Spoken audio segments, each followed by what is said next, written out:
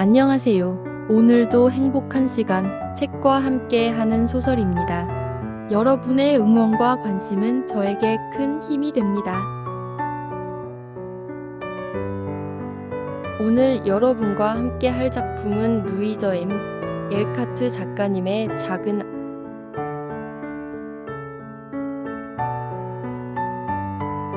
엄마가 없는 집에서 큰 병마와 맞서게 된 네 자매. 오늘은 아픈 베스를 위한 언니들의 헌신과 성홍열을 피하기 위해 가장 가기 싫은 곳으로 떠나야 하는 막내 에이미의 서글픈 여정을 함께 읽어보려 합니다. 오늘 이야기 엄마가 떠나자마자 자매들은 스스로에게 지나치게 너그러워지기 시작했습니다. 잠시나마 자기 희생이라는 의무감을 내려놓은 그들에게 게으름은 달콤한 유혹이었습니다. 자유분방한 조는 짧게 깎은 머리를 대충 가리고 다닌 탓에 결국 독한 감기에 걸리고 말았습니다. 마치 이모는 콧소리로 책 읽는 것을 질색했기에 조는 꼼짝없이 집에 갇혀 지내야 했습니다. 하지만 조는 이 외출 금지 상황을 내심 즐겼습니다. 감기에 걸렸으니 책이라도 실컷 보자는 심산으로 조는 우선 다락방부터 지하실까지 온 집안을 에너지 넘치게 뒤집어 놓는 대청소 아닌 대청소를 했습니다. 만족스러운 난장판을 만든 후 조는 마침내 소파에 푹 파묻혔습니다. 그녀는 콧물을 훌쩍이며 약을 먹었고 책에 파묻혀 지내는 것을 최고의 간호라 여겼습니다. 고상한 에이미는 현실을 깨닫고 좌절했습니다. 그녀의 머릿속에 있는 품위 있는 이술 활동과 현실에 기름돼 묻은 집안일은 도저히 양립할 수 없다는 불편한 진실을 말입니다. 결국 에이미는 고상함 대신 편안함을 선택했습니다. 그녀는 다시 진흙 파이를 만드는 유치한 놀이로 퇴보했습니다. 당장 눈에 보이는 결과는 없지만 마음만은 편안한 그들만의 예술 세계로 돌아간 것입니다. 맏언니 매그는 겉으로 보기에 가장 성실했습니다. 그녀는 매일 학생들을 가르치러 갔습니다. 하지만 집에 돌아와서는 바느질을 하거나 혹은 바느질을 하고 있다고 스스로 믿는 시간을 보냈습니다. 그녀의 손은 느려졌고 실제로 그녀의 많은 시간은 어머니에게 보낼 긴 편지를 쓰거나 워싱턴에서 온 보고서들을 꺼내 읽고 또 읽는데 소진되었습니다. 그녀의 마음은 이미 바느질 대신 멀리 떨어져 있는 가족과의 소통에 가 있었던 것입니다. 어머니 마치가 떠난 지 열흘이 지났습니다. 그 사이 자매들은 안일함에 깊이 빠져들었습니다. 언니, 홈멜레 집에 좀 다녀오면 안 될까? 엄마가 그 집 잊지 말라고 하셨잖아. 베스가 바느질을 하며 편안하게 흔들리자에 앉아있는 매그에게 조심스럽게 말했습니다. 오늘 오후는 너무 피곤해서 못 가겠어. 매그는 대수롭지 않게 답했습니다. 조 언니는 어때? 베스가 조에게 물었습니다. 난 감기 때문에 날씨가 너무 험악해. 거의 다 나은 줄 알았는데 롤이락 나갈 정도는 되지만 훔멜레 갈 만큼은 안 돼.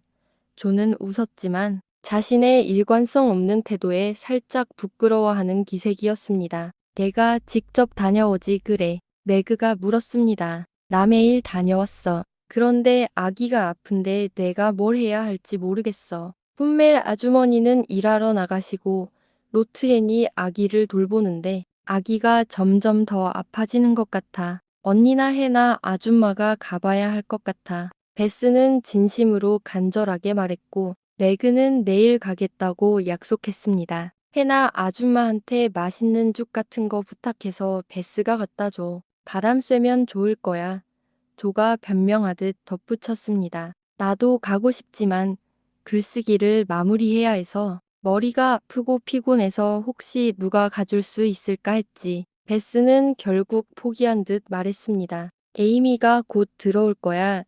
에이미에게 부탁해서 다녀오라고 하자. 매그가 제안했습니다. 그럼 조금 쉬면서 에이미를 기다릴게. 결국 베스는 소파에 누웠고 다른 언니들은 다시 하던 일로 돌아갔습니다. 풋멜 가족에 대한 걱정은 그렇게 잊혔습니다. 1시간이 흘렀습니다. 에이미는 오지 않았습니다. 매그는 새 드레스를 입어보려고 방으로 갔습니다. 조는 자신의 이야기에 완전히 몰두했습니다. 해나 아줌마는 부엌 난로 앞에서 깊은 잠에 빠져 있었습니다. 그때 베스는 조용히 모자를 쓰고 불쌍한 아이들을 위해 자투리 물건들을 바구니에 채웠습니다. 그리고 무거운 머리와 참을성 있는 눈에 슬픔을 가득 담은 채 차가운 공기 속으로 나섰습니다. 그녀가 돌아온 것은 늦은 시간이었습니다. 아무도 그녀가 살금살금 위층으로 올라가 어머니 방에 숨어 들어가는 것을 보지 못했습니다.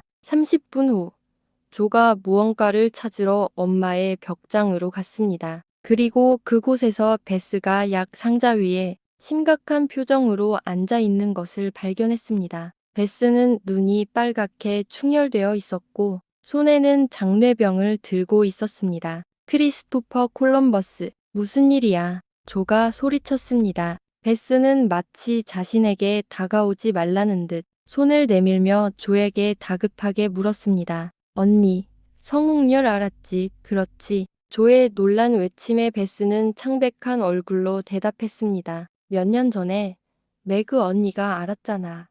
왜? 그럼 말해줄게. 오, 조 언닌 아기가 죽었어. 무슨 아기? 풋멜 아주머니네 아기. 아주머니가 집에 오시기 전에 내 무릎 위에서 죽었어. 베스는 흐느끼며 울음을 터뜨렸습니다. 이런 불쌍하고 착한 내 동생. 너한테 얼마나 끔찍했을까? 내가 갔어야 했는데. 조는 자책하는 얼굴로 어머니의 커다란 의자에 앉아 동생을 품에 안았습니다. 끔찍하지는 않았어. 조 언니, 그냥 너무 슬펐어. 아기가 더 아픈 걸 바로 알았지만 로트앤이 엄마가 의사 선생님 모시러 가셨다고 했거든. 그래서 내가 아기를 안고 로티를 쉬게 했어. 아기가 잠든 것 같았는데 갑자기 작게 한번 울고 떨더니 곧 아주 조용해졌어. 내가 발을 따뜻하게 해주려고 했고 로티가 우유를 줬지만 아기는 움직이지 않았어. 그때 난 아기가 죽었다는 걸 알았어. 울지 마. 착한 내 동생. 그래서 어떻게 했어? 그냥 앉아서 조용히 안고 있었어. 아주머니가 의사 선생님이랑 오실 때까지 베스는 간신히 말을 이었습니다. 의사 선생님이 아기가 죽었다고 말씀하시더니 목이 아프다는 하일리랑 민나를 보셨어. 성홍열이군요. 부인, 진작에 저를 불렀어야죠. 하고 화를 내셨어. 풋멜 아주머니가 가난해서 아기를 직접 고쳐보려 했다고 말씀드렸지. 이제 너무 늦었지만 다른 애들 좀 도와달라고. 치료비는 나중에 자선기금에서 받으시라고 부탁하셨어. 그랬더니 의사 선생님이 웃으시면서 좀 친절하게 대해 주시더라고. 하지만 너무 슬퍼선 아도 같이 울었어. 그러다가 의사 선생님이 갑자기 돌아서더니 나한테 당장 집에 가서 벨라돈나를 먹으라고 하셨어. 안 그러면 열이 날 거라고. 아니야, 괜찮을 거야. 조는 겁에 질린 얼굴로 베스를 세게 끌어안았습니다. 오, 베스. 내가 아프기라도 하면 단 평생 나를 용서 못할 거야. 우리 이제 어떻게 해야 해? 너무 무서워하지 마.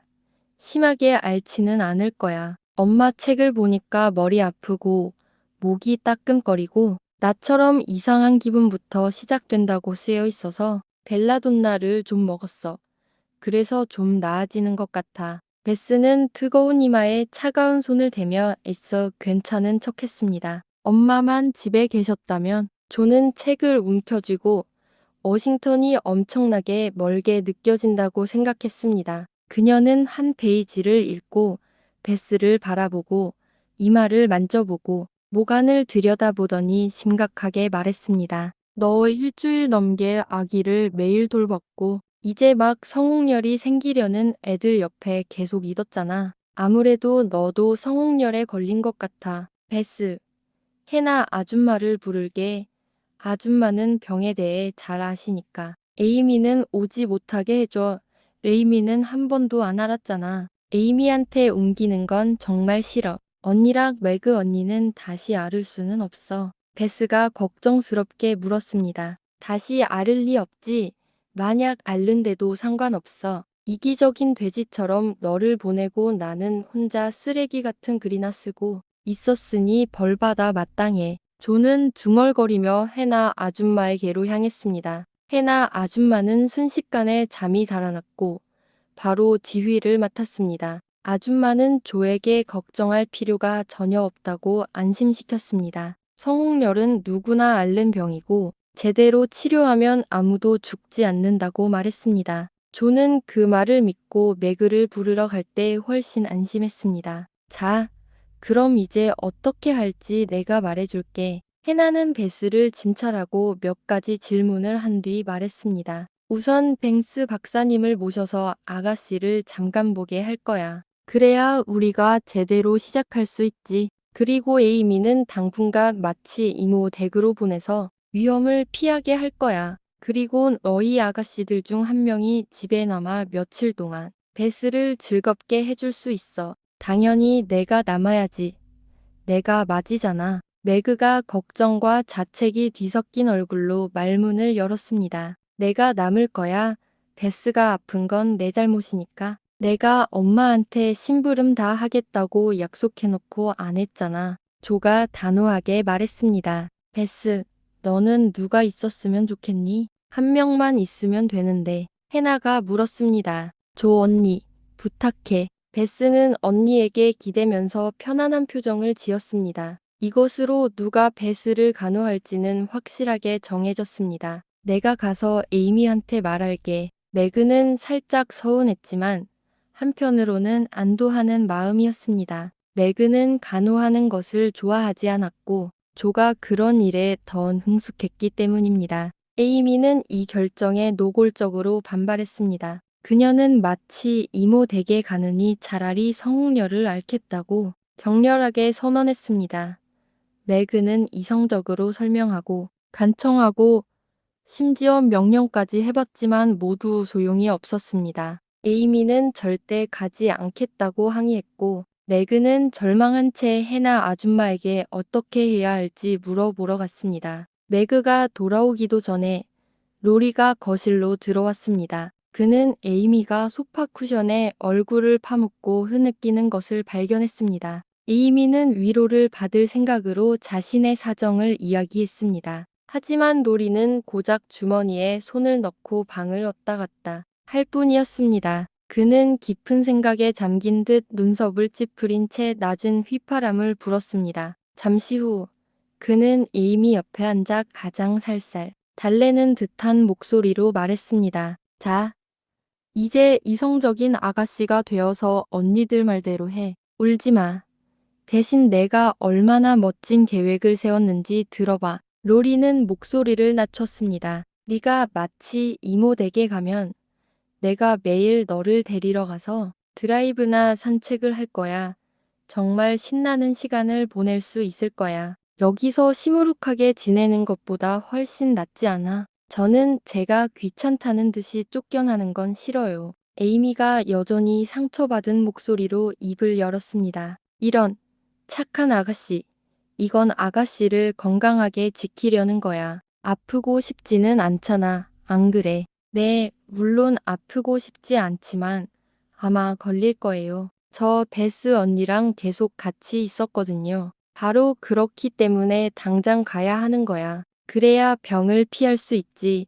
공기를 바꾸고 조심하면 괜찮을 거야. 아니면 혹시 걸린다 해도 약하게 앓을 수 있어. 서홍열은 농담이 아니니까 가능한 한 빨리 떠나는 걸 추천해. 하지만 마치 이모 댁은 너무 지루하고 이모는 너무 까다롭단 말이에요.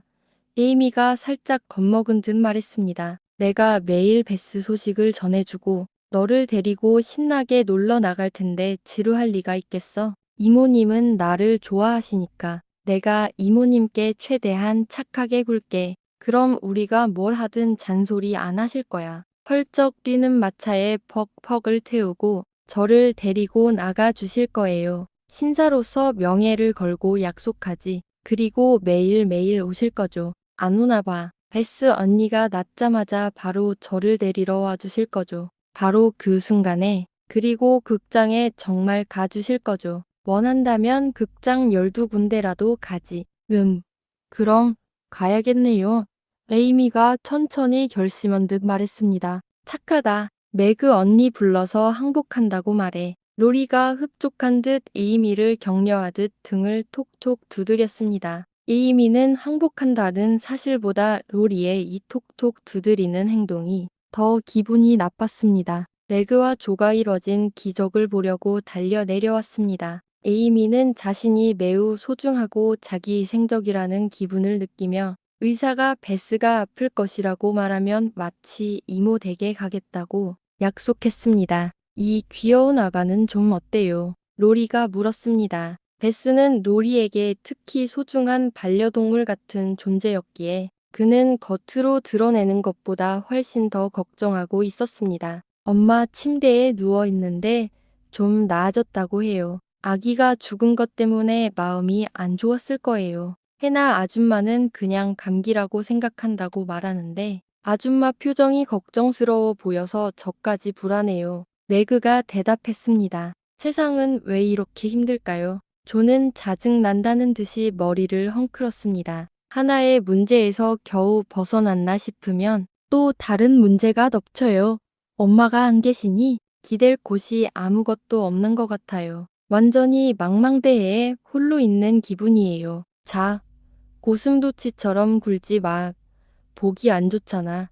가발 좀 정리해. 줘. 그리고 엄마께 전보를 칠지 아니면 뭘 해야 할지 말해줘. 로리는 조의 유일한 아름다운 머릿결을 잃어버린 것을 아직도 받아들이지 못하고 있었습니다. 그게 바로 고민이에요. 매그가 말했습니다. 베스가 정말 아프면 엄마께 말씀드려야 할 것 같은데 해나 아줌마는 안 된다고 하세요. 엄마가 아버지를 두고 떠나올 수 없으니 걱정만 끼치게 될 거라고요. 베스는 오래 아프지 않을 거고 해나 아줌마가 뭘 해야 할지 다 아시니까 아줌마 말을 들어야 할 것 같기는 한데 영 찜찜해요. 글쎄요. 저도 확답을 못 드리겠네요. 의사 선생님이 다녀가시면 할아버지께 여쭤보는 게 어때요? 그래야겠어요. 조, 당장 뱅스 박사님을 모셔 매그가 명령했습니다. 선생님이 오시기 전까지는 아무것도 결정할 수 없어요. 조, 그냥 거기 있어. 이 집의 심부름꾼은 바로 나야. 로리가 모자를 집어들며 말했습니다. 바쁘지 않니? 매그가 망설이며 물었습니다. 아니, 오늘 할 공부는 다 끝냈어. 너 방학 때도 공부하니? 조가 물었습니다. 이웃들이 보여주는 좋은 본보기를 따르는 중이야. 로리는 그렇게 대답하며 방을 획 나갔습니다. 우리 오리가 드디어 철이 들려나 봐. 조는 로리가 울타리를 훌쩍 넘어가는 모습을 보며 만족스럽게 미소 지었습니다. 남자애 치고는 잘하네. 매그는 이 주제에 큰 관심이 없었기에 다소 불친절하게 대답했습니다. 뱅스 박사님이 오셨습니다. 베스에게 성홍열 증상이 있다고 진단했지만 풋멜 가족 이야기를 들은 뒤에도 가볍게 앓을 것 같다고 말했습니다. 에이미는 즉시 집을 떠나라는 명령을 받았고 전염을 막기 위한 약을 챙긴 뒤 조아 로리의 호의를 받으며 성대하게 출발했습니다. 마치 이모는 특유의 방식으로 그들을 환대했습니다. 너희들 또 뭘 원하는 거냐? 그녀는 안경 너머로 날카롭게 바라보았고 등받이 의자에 앉아있던 앵무새가 외쳤습니다. 꼴사납다. 꼴사납다. 앵무새가 나가. 여기서 남자애는 안 돼. 라고 소리치자 로리는 창가로 물러섰고 조가 마치 이모에게 베스에 관한 이야기를 전했습니다. 너희들이 가난한 사람들에게 여기저기 들쑤시고 다니도록 내버려 두니 이럴 줄 알았다. 에이미는 아프지 않으면 여기서 유용하게 지낼 수 있을 거다. 물론 아프게 될 게 분명하지만 지금도 그렇게 보이고 울지 마라. 애야. 사람들이 훌쩍거리는 소리 듣는 거 짜증난다. 이미는 울음을 터뜨리기 직전이었지만 로리가 재빨리 앵무새의 꼬리를 살짝 잡아당겼습니다. 그러자 폴리 앵무새 이름은 깜짝 놀라 내 장화의 축복을 하고 우스꽝스럽게 소리쳤고 에이미는 결국 우는 대신 웃음을 터뜨렸습니다. 내 어머니에게서 들은 소식은 뭐냐? 마치 이모가 퉁명스럽게 물었습니다. 아버지 상태가 훨씬 좋아지셨어요. 조가 표정을 애써 진지하게 유지하며 대답했습니다. 오, 그러냐? 하지만 오래 가지 않을 거다. 내가 보기에 마치 아버지는 절대 지구력이 없지. 마치 이모는 전혀 박지 않은 목소리로 대답했습니다. 하하, 절대 죽지 않아. 코담배 한번 맡아봐. 잘 가, 잘 가. 로리가 뒤에서 다시 앵무새를 꼬집자 폴리가 횃대 위에서 춤을 추며 소리쳤고 마치 이모의 모자를 발톱으로 핥히었습니다. 입 다물어. 이 무례한 늙은 새야. 그리고 조, 너도 당장 돌아가는 게 좋겠다. 덜렁대는 저런 남자애랑 늦게까지 돌아다니는 건 옳지 않아. 입 다물어. 이 무례한 늙은 새야. 폴리가 마치 이모의 말을 그대로 따라 외치며 의자에서 쿵 떨어졌습니다. 폴리는 마지막 말을 듣고 폭소를 터뜨리는 덜렁대는 남자애에게 달려가 부리로 쪼기 시작했습니다. 이모를 못 견딜 것 같지만 노력해봐야지. 에이미는 마치 이모와 단둘이 남겨지자 속으로 생각했습니다. 저리 가, 이 괴물아. 폴리가 소리쳤고 이 무리한 말에 에이미는 결국 훌쩍거리는 것을 참지 못했습니다. 오늘은 베스의 성홍열 진단과 앵무새 폴리의 잔소리 속에서 마치 이모 댁에 홀로 남겨진 에이미의 모습을 함께 보았습니다. 로리의 달콤한 약속이 있었지만 에이미는 과연 강간한 마치 이모 댁에서 무사히 지낼 수 있을까요? 오늘 이야기는 여기까지입니다. 끝까지 함께 해주셔서 감사드립니다.